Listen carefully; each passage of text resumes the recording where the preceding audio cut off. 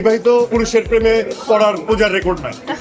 ঢাকাই সিনেমার সুপারস্টার আফরান নিশু কি এবার প্রকাশ্যে খোঁচা দিলেন চিত্রনায়িকা বুবলিকে? পূজাতির এক মন্তব্যের পিঠে নিশুর দেওয়া পাল্টা জবাব এখন সোশ্যাল মিডিয়ায় টক অব দ্য টাউন। কিন্তু এমন কি বললেন নিশু যা শুনে রীতিমতো থতমত খেয়ে গেছিলেন পূজাচিরি নিজেও। ভিউয়ার্স, বিস্তারিত জানতে ভিডিওটি না টেনে সম্পূর্ণ দেখতে থাকুন। ঘটনা শুরু হলো দম সিনেমার প্রেস মিট থেকে, যেখানে উপস্থিত ছিলেন সিনেমার প্রধান দুই তারকা আফরান নিশু ও পূজাচিরি।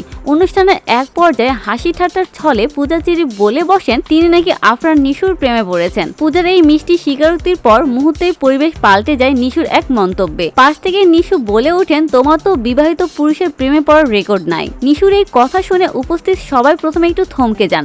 পূজা নিজেও শুরুতে কথাটার গভীরতা বুঝতে পারেননি, কিন্তু পরক্ষণে যখন আসল মানে ধরতে পারেন তখন হাসিতে ফেটে পড়লেন। কিন্তু নেটিজেনরা এই মন্তব্যকে দেখছেন অন্য নজরে। অনেকেই বলছেন নিশুকে এখানে পরোক্ষভাবে শবনম বুবলিকে ইঙ্গিত করলেন, কারণ ইন্ডাস্ট্রিতে বিবাহিত নায়কদের সাথে প্রেমের গুঞ্জন নিয়ে বারবার নাম এসেছে বুবলির। নিশু কি তবে সোজাসাপটা ভাষায় বুবলিকে খোঁচা দিলেন? আফরান নিশু সবসময় তার স্পষ্টভাষী স্বভাবের জন্য পরিচিত, তবে একজন সহকর্মীর সামনে এমন মন্তব্য করাটা কেবলই রসিকতা, নাকি এর পিছনে লুকিয়ে আছে অন্য কোনো তিক্ততা? তো ভিউয়ার্স, আপনাদের কি মনে হয় নিশুর এই মন্তব্যকে শুধুই মজা ছলে বলা, নাকি এর লক্ষ্য ছিল নির্দিষ্ট কাউকে? আপনাদের মতামত কমেন্টে জানাতে ভুলবেন না। আর তারকাদের এমন এক্সক্লুসিভ গসিপ পেতে সাবস্ক্রাইব করুন আমাদের চ্যানেল স্টার গল্প বাংলা।